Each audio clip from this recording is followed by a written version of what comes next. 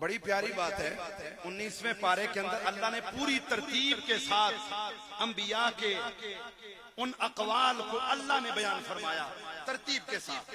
حضرت نوح علیہ السلام آتے ہیں اور نوح علیہ السلام اپنی قوم سے فرماتے ہیں لا اسألکم علیہ اجرا ان اجریہ الا علی رب العالمین. اے لوگوں میں تم سے کوئی اجر طلب نہیں کرتا, میرا اجر میرے رب کی بارگاہ میں ہے. حضرت ہود علیہ السلام آتے ہیں, آ کر کہتے ہیں لا اسألکم علیہ اجرا ان اجریہ الا علی رب العالمین. اے میری قوم میں تم سے کوئی اجر طلب نہیں کرتا, میرا اجر میرے رب کی بارگاہ عالیہ میں ہے. حضرت صالح علیہ السلام کہتے ہیں لا اسألکم علیہ اجرا ان اجریہ الا علی رب العالمین. اے میری قوم میں تم سے کوئی اجر طلب نہیں کرتا, میرا اجر میرے رب کی بارگاہ عالیہ میں ہے. حضرت لوط علیہ السلام کہتے ہیں لا اسألکم علیہ اجرا, اے میری قوم میں تم سے کوئی اجر طلب نہیں کرتا, میرا اجر رب کی بارگاہ عالیہ میں ہے. حضرت شعیب علیہ السلام کہتے ہیں لا اسألکم علیہ اجرا ان اجریہ الا علی رب العالمین.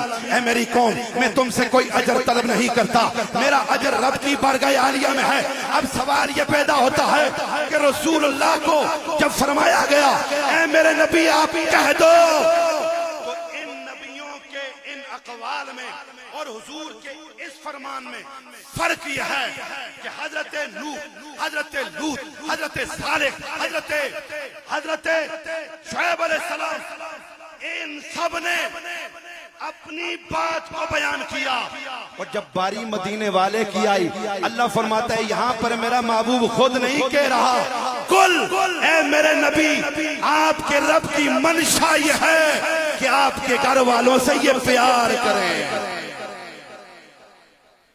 دیگر نبیوں نے کچھ بھی طلب بولو نہیں کیا, کہا ہمارا اجر اللہ کی بارگاہ عالیہ میں. اور یہاں اللہ نے فرمایا اے نبی ان سے طلب کرنا ہے, بولیے ان سے اجر طلب, اور وہ اجر کس صورت میں ہے؟ محبت اہل بیت کی صورت میں, محبت اہل بیت کی صورت میں. اب سوال یہ پیدا ہوتا ہے کہ یا رب العالمین یہاں پر کیوں اجر طلب کیا گیا؟ توجہ, یہاں پر کیوں اجر طلب کیا گیا؟ فرمایا اس لیے کہ دیگر نبیوں کی اولاد سے محبت ضروری تھی اہل ایمان پر, لیکن اللہ نے مصطفیٰ کی اولاد کی محبت کو اہل ایمان پر لازم قرار دیا ہے.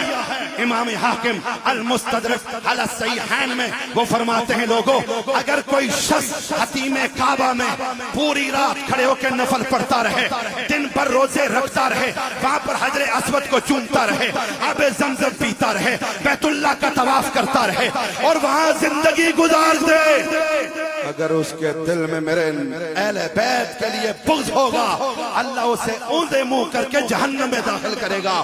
ساری نمازیں, سارے روزے, سارے وظیفے, سارے اراد و وظائف اس کے منہ پہ مار دیے جائیں گے.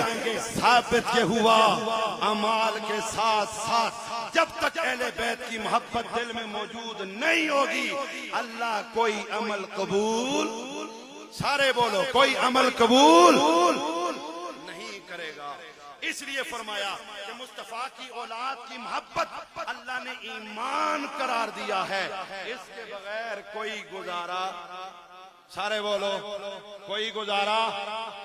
اچھا آج ہم 1500 سال بعد یہ کہہ رہے ہیں نا کہ ہم دعویٰ کرنے والے, ہم تو فقط دعویٰ کرتے ہیں. رب کعبہ کی قسم میرے مصطفیٰ کے صحابہ نے اپنے عمل سے کر کے بتایا کہ سرکار کے گھر والوں سے پیار کیسے کیا جاتا ہے. کہہ دو سبحان اللہ. حضور کے گھر والوں سے پیار کیسے کیا جاتا ہے یہ میرے آقا کے غلاموں نے کر کے دکھایا. توجہ, ہم قرآن آج پڑھتے ہیں, سب سے پہلے قرآن مصطفیٰ کے دل پر نازل ہوتا ہے, سب سے پہلے قرآن کے مخاطبین نبی کے گھر والے, حضور کی اولاد, حضور کے صحابہ ہیں.